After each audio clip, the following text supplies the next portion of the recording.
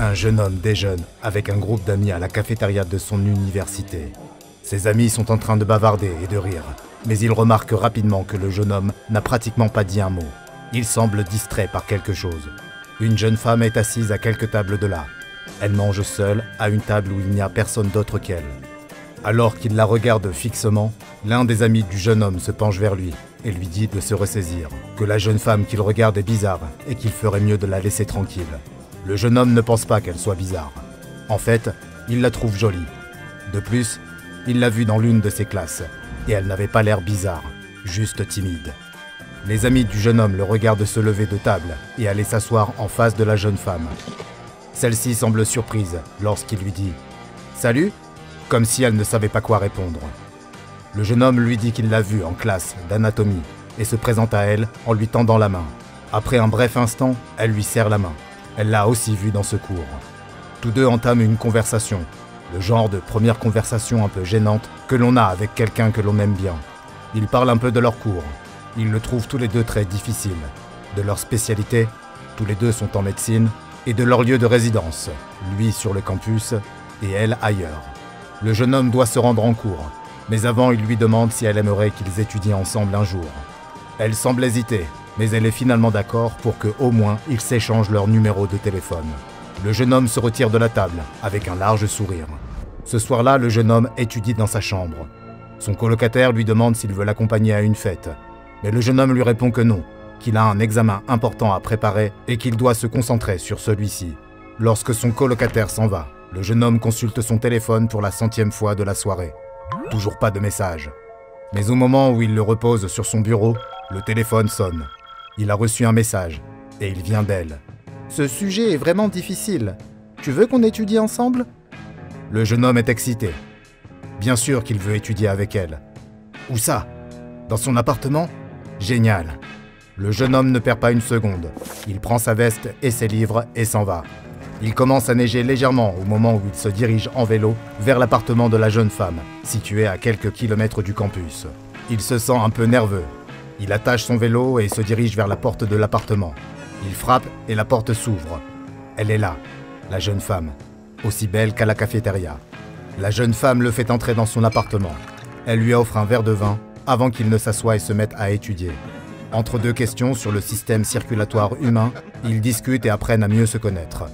Elle finit par lui dire qu'elle a quelque chose à lui demander. Elle veut savoir s'il pense qu'elle est bizarre. Le jeune homme est surpris et répond que non, qu'elle ne l'est pas du tout. Elle lui dit qu'elle sait que cela peut paraître stupide, mais que lorsqu'elle était plus jeune, une rumeur circulait dans son école, prétendant qu'elle était une sorcière. Elle se demandait si une personne continuait à répandre cette histoire. Le jeune homme n'avait jamais rien entendu de tel, mais il voulait savoir pourquoi quelqu'un pouvait penser cela d'elle. « Parce que tu fais des choses stupides quand tu es enfant », lui répondit-elle. « Tu lis quelque chose sur un rituel dans un vieux livre, et tu l'essaies, juste pour t'amuser. Bien sûr, il ne se passe rien, mais ne dis à personne que tu as essayé, ou tu le regretteras. » Il regarde dehors et la neige a sérieusement commencé à tomber. Il se fait tard aussi. Veut-il passer la nuit ici?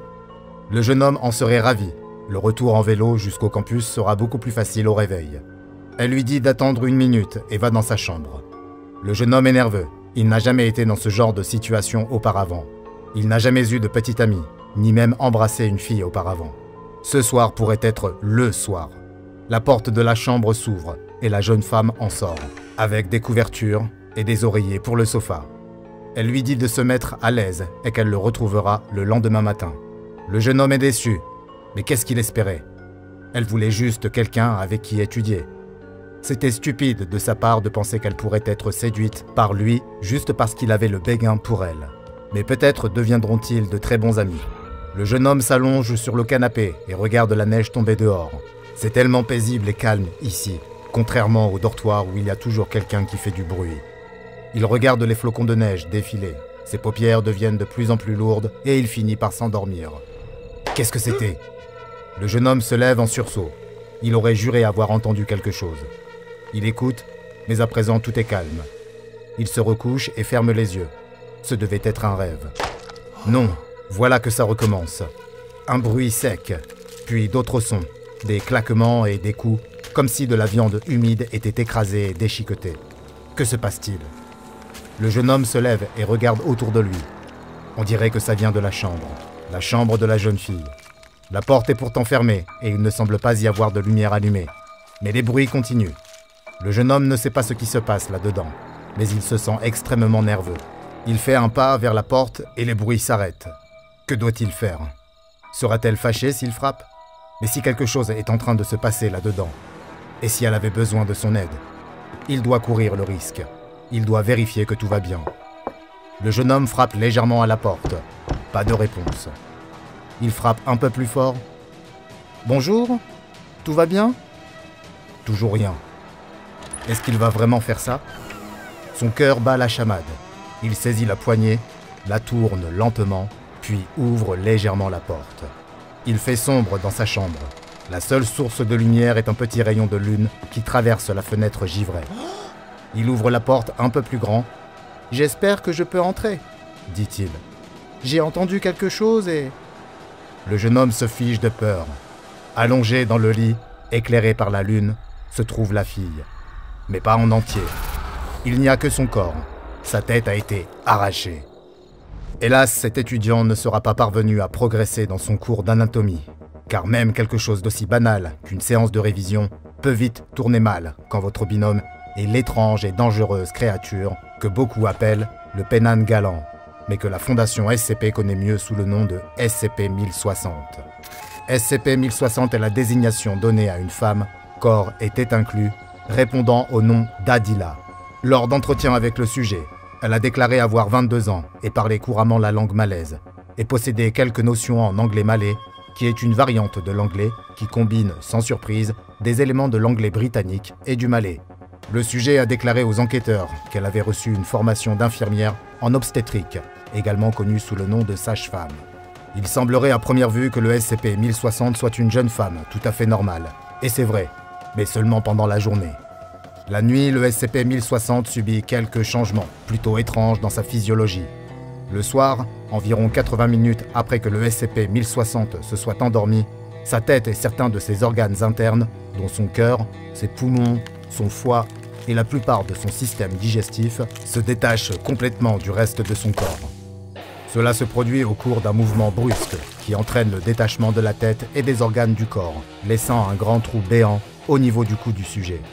La tête et les organes désormais détachés se mettent à léviter, selon un mécanisme qui reste encore à expliquer par les chercheurs de la Fondation SCP. Ils se mettent à flotter dans la pièce où ils se trouvent, et en même temps, d'autres changements physiques se produisent. La langue du sujet atteint une taille d'environ 22 cm de long, et se met à frétiller comme celle d'un serpent. Les canines du sujet augmentent également en taille, et deviennent plus acérées, et le reste du corps demeure dans la même position que lorsque la tête s'est détachée. En présence de nourriture, le SCP-1060 se sert de ses intestins suspendus comme d'une sorte de membre préhensile. Il porte la nourriture avec ses entrailles jusqu'à sa bouche où il la déchire avec ses dents acérées comme des rasoirs. Une fois qu'elle a fini de se nourrir, la tête plonge ses organes apparents dans un bain de vinaigre. Le vinaigre a un effet immédiat sur les organes, puisque ceux-ci rétrécissent de telle sorte qu'ils puissent se glisser dans l'orifice du cou. La tête se reconnecte alors au reste du corps. La langue et les dents reprennent leur taille normale et rien n'indique que la tête de ce corps flottait de son propre chef quelques instants auparavant. Le SCP-1060 prétend n'avoir aucune connaissance de ce qui se passe et insiste sur le fait qu'elle dort tout à fait correctement. Le fait qu'elle ne soit pas du tout consciente de son état l'a amenée à réclamer avec insistance que la Fondation la libère de son confinement et à demander fréquemment qu'on lui permette de contacter les membres de sa famille. Jusqu'à présent, ces deux demandes ont été refusées. Une tête qui se détache de son propre corps pendant la nuit et se déplace avec ses organes sous elle est un phénomène extrêmement troublant, mais ce n'est que la partie émergée de l'iceberg. Le SCP-1060 est en effet une créature encore plus terrifiante. Comme le racontent les nombreux mythes et légendes malais, les aliments préférés de cette créature sont les enfants et les fœtus portés par les femmes enceintes. La Fondation a découvert cela lors d'un incident particulièrement inquiétant, qui a été désigné sous le nom de SCP-1060-01A. Au cours de cet incident, une chercheuse enceinte de 6 mois est entrée dans la chambre de confinement du SCP-1060, alors qu'il était en plein cycle nocturne, afin de remplir la bassine de vinaigre devant lui permettre de reprendre sa forme humaine complète.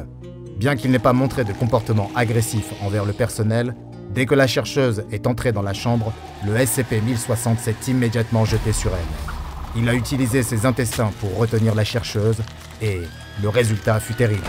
Et hélas, ni la chercheuse ni le fœtus qu'elle portait n'ont survécu. Suite à cet incident, les procédures de confinement du SCP-1060 ont été mises à jour et précisent désormais que toute femme enceinte ou pensant l'être n'est pas autorisée à entrer dans la chambre de confinement pendant le cycle nocturne. Si les origines du SCP-1060 et la façon dont cette jeune femme a pu acquérir ses propriétés anormales sont inconnus, de nombreux récits, issus pour la plupart du folklore malaisien, décrivent une créature assez similaire. Connue sous le nom de Penanggalan, cette créature ressemble à un vampire, à une différence près. Ce monstre a choisi de devenir ce qu'il est. Les mythes malaisiens évoquent une méthode utilisée par certaines femmes pour devenir Penanggalan. Elles méditent en prenant un bain rituel dans du vinaigre. Leur corps entier doit être immergé, à l'exception de leur tête, et par le biais de la magie noire, elles gagnent la capacité de voir leur tête se détacher de leur corps et se transformer en quelque chose qui ressemble beaucoup au SCP-1060. Certaines interprétations modernes de la légende le décrivent non pas comme un choix, mais comme une malédiction, ou comme le résultat de la violation d'un pacte démoniaque, mais elles ont toutes le même résultat pour la femme concernée. Comme les chercheurs de la Fondation SCP continuent d'étudier cette entité anormale étrange et plutôt dangereuse, elle est maintenue en permanence dans une cellule d'observation et de détention pour humanoïdes sur le site 33. Lorsqu'elle est sous sa forme humaine complète, pendant la journée, elle reçoit de la nourriture de la cafétéria du site, mais durant sa phase nocturne, on lui fournit 800 grammes de placenta humain et elle doit avoir accès à un bassin contenant au moins 4 litres de vinaigre. Le manque de connaissances sur cette anomalie et la menace qu'elle représente pour certaines populations ont conduit à la classer Euclide. Bien que les progrès soient lents, on espère qu'un jour elle sera mieux comprise. À partir de ce moment-là seulement, peut-être qu'Adila pourra enfin rentrer chez elle. À présent, découvrez le dossier au sujet du SCP-015-IT, le croque-mitaine. Une autre anomalie que vous pourrez trouver à plaindre et même craindre. Et n'oubliez pas de vous abonner et d'activer les notifications afin de ne pas manquer une seule anomalie, puisque nous explorons toujours plus en profondeur les archives classifiées de la Fondation SCP.